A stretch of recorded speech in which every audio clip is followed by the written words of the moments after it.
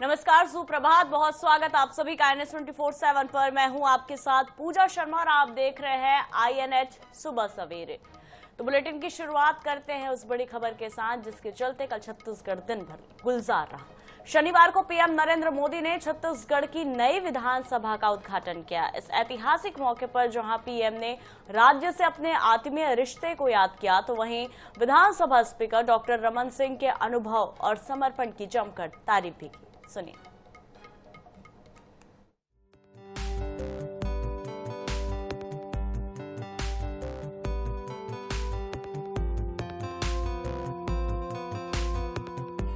छत्तीसगढ़ को अपनी नई विधानसभा मिल चुकी है। प्रधानमंत्री नरेंद्र मोदी ने शनिवार को नई विधानसभा का शुभारंभ किया। इस दौरान पीएम मोदी ने छत्तीसगढ़ की भूमि से अपने आत्मीय नाते को याद किया और कहा कि जीवन को गढ़ने में यहाँ के लोगों का, यहाँ की भूमि का बहुत बड़ा आशीर्वाद रहा है। छत्तीसगढ़ की विकास यात्रा के लिए आज का दिन एक स्वर्णिम शुरुआत का दिन है और मेरे लिए व्यक्तिगत तौर पर ये बहुत ही सुखद दिन है, अहम दिन है। मेरा बीते कई दशकों से इस भूमि से बहुत आत्मीय नाता रहा है। मेरे जीवन को गढ़ने में यहाँ के लोगों का, यहाँ की भूमि का बहुत बड़ा आशीर्वाद रहा है। इस खास मौके पर पीएम मोदी ने राज्य के पूर्व सीएम और वर्तमान विधानसभा स्पीकर डॉक्टर रमन सिंह की जमकर तारीफ की। पीएम मोदी ने कहा कि जहां इस सदन में हर कोने में हमारे महापुरुषों के आदर्श हैं, तो वहीं इसकी अध्यक्ष पीठ पर रमन सिंह जैसा अनुभवी नेतृत्व भी है। रमन जी इस बात का बहुत बड़ा उदाहरण है कि एक कार्यकर्ता अपने परिश्रम से, अपने समर्पण भाव से लोकतांत्रिक व्यवस्था को कितना सशक्त बना सकता है। क्रिकेट में तो देखते हैं कि जो कभी कैप्टन रहता है वो कभी टीम में खिलाड़ी बनकर भी खेलता है, लेकिन राजनीति में ऐसा देखने को नहीं मिलता। ये उदाहरण रमन सिंह जी ही दे सकते हैं कि जो कभी कैप्टन हुआ करते थे वो आज सच्ची स्पिरिट से छत्तीसगढ़ की सेवा के लिए समर्पित हर कार्यकर्ता के लिए प्रेरणा के स्रोत के तौर पर काम कर रहे हैं। छत्तीसगढ़ ने जो कुछ हासिल किया है उसके लिए मैं हर मुख्यमंत्री, हर सरकार का अभिनंदन करता हूं, लेकिन बहुत बड़ा श्रेय डॉक्टर रमन सिंह जी को जाता है। उन्होंने तब छत्तीसगढ़ को नेतृत्व दिया जब राज्य के सामने अनेक चुनौतियां थी। मुझे खुशी है कि आज वो विधानसभा के अध्यक्ष के तौर पर अपना मार्गदर्शन दे रहे हैं और विष्णुदेव साय जी की सरकार छत्तीसगढ़ के विकास को तेज गति से आगे ले जा रही है। पीएम मोदी ने छत्तीसगढ़ के 25 वर्षों की यात्रा के इस अहम पड़ाव का सहभागी बनाने पर अपना सौभाग्य इसे बताया। Bureau report, INH 24/7 Raipur. Madhya Pradesh अपने 70वें स्थापना दिवस पर विकास की नई यात्रा का जश्न मना रहा है। पिछले 2 दशकों में प्रदेश ने औद्योगिक निवेश, रोजगार सृजन, कृषि और महिला सशक्तिकरण जैसे क्षेत्रों में महत्वपूर्ण प्रगति की है। भारत सरकार के संकल्प से प्रेरित होकर मध्य प्रदेश उद्योग और रोजगार की थीम पर काम कर रहा है, जिसका लक्ष्य आत्मनिर्भर प्रदेश बनाना और गरीब, युवा, अन्नदाता, नारी के कल्याण को सुनिश्चित करना है। देखिए हमारी एक खास रिपोर्ट। प्रदेश के 70वें स्थापना दिवस पर मध्य प्रदेश के वैभवशाली अतीत, समृद्ध सांस्कृतिक विरासत और उज्जवल भविष्य को चित्रों और छाया चित्रों के माध्यम से प्रस्तुत करती प्रदर्शनी अभ्युदय मध्य प्रदेश का लाल परेड ग्राउंड पर आयोजन किया गया। मुख्यमंत्री डॉक्टर मोहन यादव ने प्रदर्शनी के अवलोकन के बाद ये कहा कि हमारा मध्य प्रदेश प्राचीन काल से ही समृद्ध रहा है। यहाँ की संस्कृति, शिल्पकला, ऐतिहासिक चरित्र, विरासत इत्यादि देखकर सभी को गर्व की अनुभूति होती है। प्रदेश के गठन से लेकर अब तक की यात्रा को देखने पर गर्व होता है कि हमारा प्रदेश विकास, सुशासन और संस्कृति तीनों ही क्षेत्रों में अग्रणी बन चुका है। पिछले 2 दशकों में हुई विकास और जन कल्याण की गतिविधियों ने राज्य को प्रगति के नए सोपान पर पहुंचाया है। जब हम अपने 70वें वर्ष की तरफ बढ़ रहे हैं तो समान रूप से कई क्षेत्रों में हमने अपने जो नए नए लक्ष्य हासिल किए उस दिशा में छलांग लगा के आगे बढ़ रहे हैं। आज हम कल्पना करें केवल 70 साल की विहंगम उस सिंहावलोकन के आधार पर, तो हमारी ये 20 साल की यात्रा 55 साल पे भारी पड़ती है। उसके आधार पर हम बीते 2 साल की यात्रा के लिए भी हमने अपनी प्रदर्शनी में लक्ष्य हासिल करने के लिए वो टारगेट भी रखे और अतीत के काल से भारत के अभ्युदय का भी कहानी और उसके माध्यम से गौरवशाली अतीत की तरफ भी प्रदर्शनी के माध्यम से बताने का प्रयास किया है। मध्य प्रदेश स्थापना दिवस के कार्यक्रम अभ्युदय मध्य प्रदेश के राज्य स्तरीय कार्यक्रम में 1 नवंबर को भोपाल में प्रसिद्ध पार्श्व गायक जुबीन नौटियाल ने प्रस्तुति दी। लाल परेड ग्राउंड में होने वाले इस कार्यक्रम में श्री कृष्ण के भक्ति पदों की प्रस्तुति के साथ विरासत से विकास की थीम पर 2 और 3 नवंबर को राज्य स्तरीय कार्यक्रम में महानाट्य सम्राट विक्रमादित्य की प्रस्तुति होगी। Bureau report INS 24/7 Bhopal. Bhopal में ऑनलाइन पेमेंट के विवाद में हुए गोलीकांड के आरोपियों को गिरफ्तार कर लिया गया है। अरेरा हिल्स थाना क्षेत्र के रोशनपुरा चौराहे पर ऑनलाइन दुकान चलाने वाले युवक पर 30,000 रुपए के भुगतान को लेकर फायरिंग की गई थी। इसके बाद फरार आरोपी पर पुलिस ने इनाम भी घोषणा की थी। आखिरकार पुलिस ने आरोपी दीपेंद्र गुर्जर को उसके 2 साथियों के साथ गिरफ्तार कर लिया है।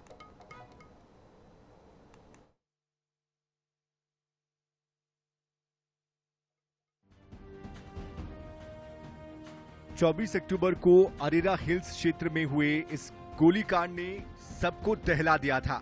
आरोपी दीपेंद्र गुर्जर ने रोशनपुरा स्थित ऑनलाइन शॉप से सामान लेकर 30,000 रुपए ऑनलाइन ट्रांसफर कराए, लेकिन जब दुकान संचालक श्याम विजयवर्गीय ने कैश मांगा तो आरोपी भड़क गया।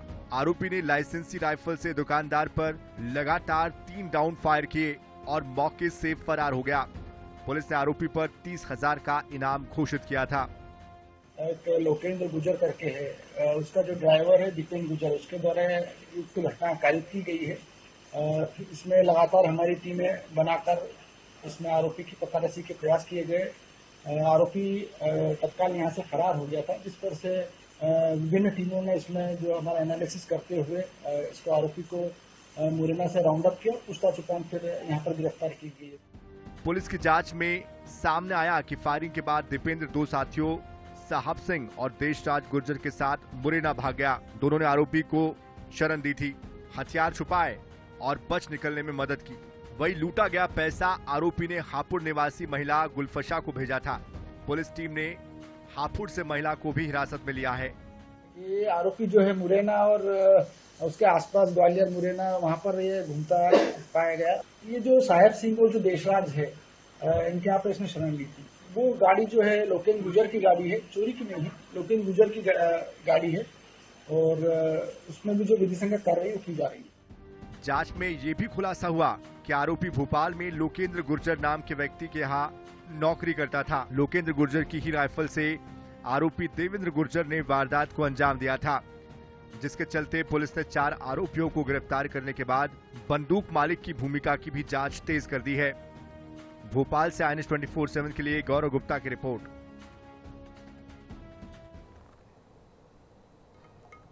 1 नवंबर को मध्य प्रदेश का स्थापना दिवस मनाया गया, लेकिन इस स्थापना दिवस के साथ ही ग्वालियर का भी एक महत्वपूर्ण मुकाम रहा, जो अब धीरे धीरे कम होता जा रहा है। क्योंकि ग्वालियर से जब राजधानी छीनी तो बदले में मिले थे 5 मुख्यालय। उन्हें भी अफसर कैंप ऑफिस के नाम पर भोपाल ले गए हैं। ऐसे में करोड़ों खर्च कर बनाए गए नए दफ्तरों में सन्नाटा पसरा रहता है।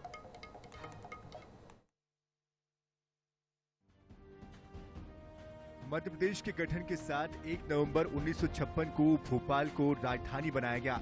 इससे पहले मध्य भारत प्रांत की राजधानी ग्वालियर हुआ करता था। राजधानी छीनने के एवज में ग्वालियर को प्रदेश के 5 प्रमुख मुख्यालय दिए गए। लैंड रिकॉर्ड, राजस्व मंडल, आबकारी, परिवहन, और संचालक स्थानीय निधि संपरीक्षा के मुख्यालय ग्वालियर में हैं। यहाँ पर अफसर और उनके स्टाफ को बैठने के लिए करोड़ों रुपए खर्च कर नए दफ्तर भी बनाए गए हैं, लेकिन इन दफ्तरों में सन्नाटा पसरा रहता है। करने के लिए मेरे साथ राज्यसभा सांसद श्री अशोक सिंह जी मौजूद हैं। सर, जब पहले मध्य प्रदेश का गठन हुआ था और उससे पहले उत्तर भारत था तो 5-5, 6-6 स्टेट लेवल के ऑफिस थे। यहाँ एक्साइज, परिवहन और बाकी जो ऑडिट का ऑफिस था एक्साइज का था, लेकिन सबके कैंप ऑफिस भोपाल के नाम पर शिफ्ट होगा, लेकिन ग्वालियर के ऑफिस अब अपनी बेरुखी का सबूत दे रहे हैं। देखिए, मध्य प्रदेश का जब गठन हुआ था तो मध्य भारत, विदर्भ, भोपाल और महाकौशल, इन सब क्षेत्रों का मिला के एक मध्य प्रदेश राज्य का गठन हुआ था। और मध्य प्रदेश राज्य के गठन के वक्त राजधानी कहाँ हो, इसका बड़ा विवाद था। आखिर में तय हुआ कि राजधानी भोपाल में रखी जाएगी, लेकिन हर बड़े शहर को कुछ न कुछ इस तरह से दिया जाएगा कि उनका भी विकास निरंतर होता रहे। ग्वालियर को भी 5 विभाग बड़े मिले, इंदौर को मिले, जबलपुर को मिले। जबलपुर में हाईकोर्ट की स्थापना हुई और भी विभागों की हुई, लेकिन अभी देखा जा रहा है कि उसमें ग्वालियर के साथ भारी अन्याय हो रहा है, क्योंकि जो कार्यालय स्टेट लेवल के थे, जिनसे यहाँ लोगों को कुछ रोजगार मिलता था, इसके साथ साथ और भी विकास के कार्य होते थे, उन सब पे एक विराम लग गया है। वैसे ही ग्वालियर में रोजगार की कमी है और इनके लगातार यहाँ पे काम नहीं करने से और नुकसान हो रहा है।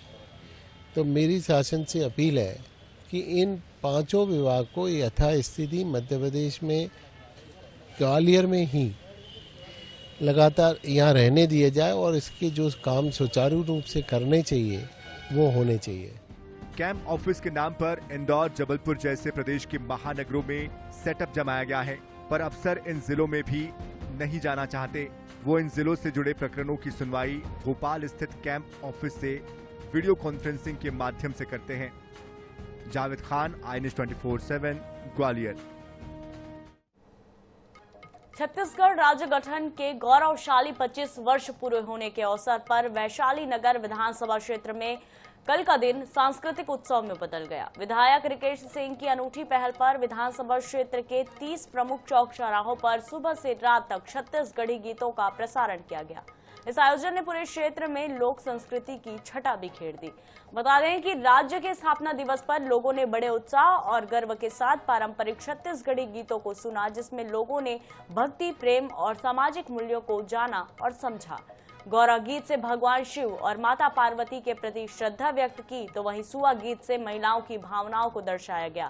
पंडवानी से महाभारत की कथाओं ने लोक नाट्य शैली में मंत्रमुग्ध लोगों को कर दिया। इस दौरान क्षेत्र में उत्सव का माहौल बना रहा।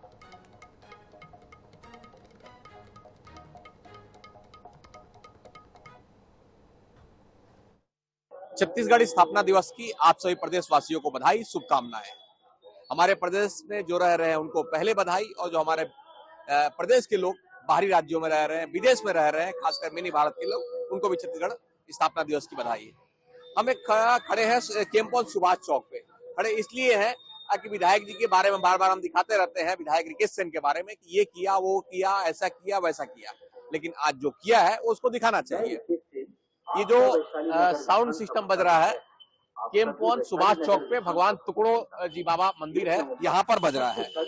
इसके अलावा 30 चौक का मैं गिनती आपको और गिनवा सकता हूँ जहाँ ऐसे मंदिर और चौक चौराहे पर ये ऐसे साउंड बॉक्स बज रहे हैं और छत्तीसगढ़ महतारी का सुबह से गाना बज रहा है, उसमें छत्तीसगढ़ महतारी की जय जयकार हो रही है।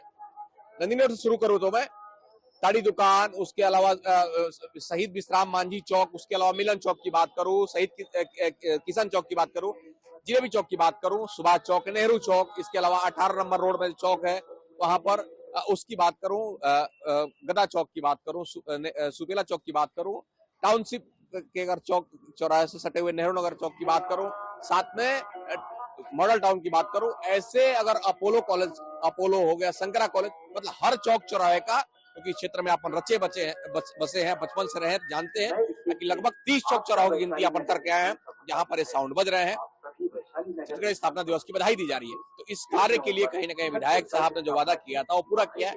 इसके लिए उनको शुभकामनाएं दी जानी चाहिए कि आपने जो वादा किया स्थापना दिवस पर साउंड बॉक्स बजाने के लिए आपने बजाया है, आप शुभकामना के पात्र हैं।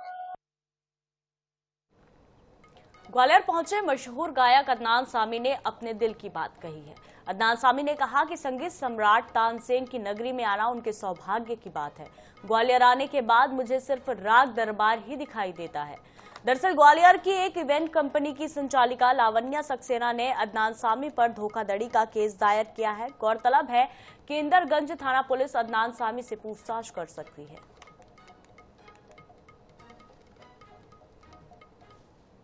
सबसे सुरीली जगह है क्योंकि मैं उनका बहुत बड़ा फॉलोअर हूँ और मैं पिछली दफ़ा जब आया था तो वहाँ पे गया था, हाजिरी दी थी।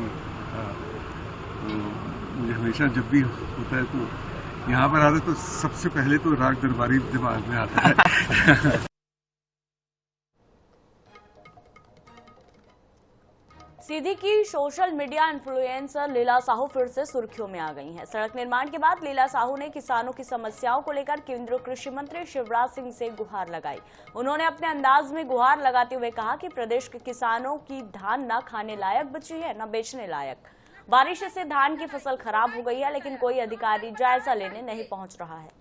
एक सप्ताह से बारिश हो रही है, लेकिन कौनो अधिकारी सर्वे करे नहीं आया है। तो अपना जल्दी से जल्दी मध्य प्रदेश के ये समस्या का अपने अंडर में ले, हर एक गांव में ही सर्वे की जाए और जौन किसान की नुकसान है तो उनका सहायता राशि प्रदान की जाए। हम जानित हैं कि अपना किसानों के ऊपर बहुत दयालु हैं, तो अब समय आ गया मध्य प्रदेश के किसानों के ऊपर दया करें।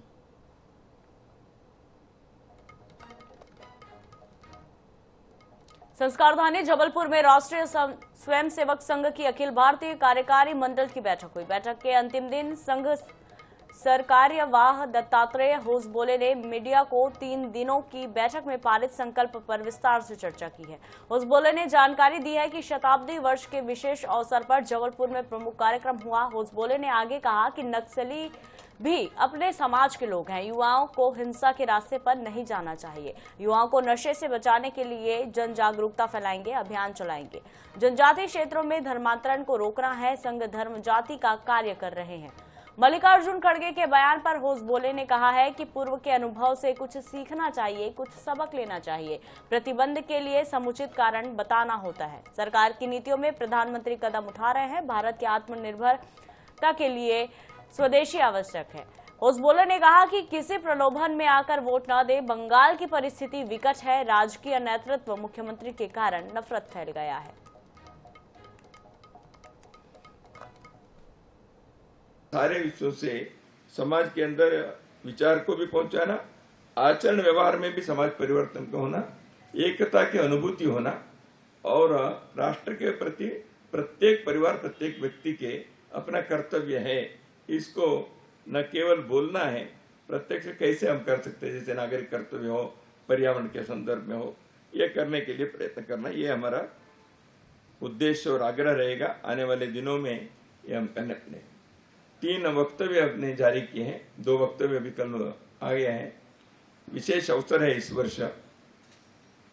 वैसे कल सरदार पटेल जी के जन्मदिन के अवसर पर भी हमने कार्यकारिणी में भी उसका उल्लेख भी किया।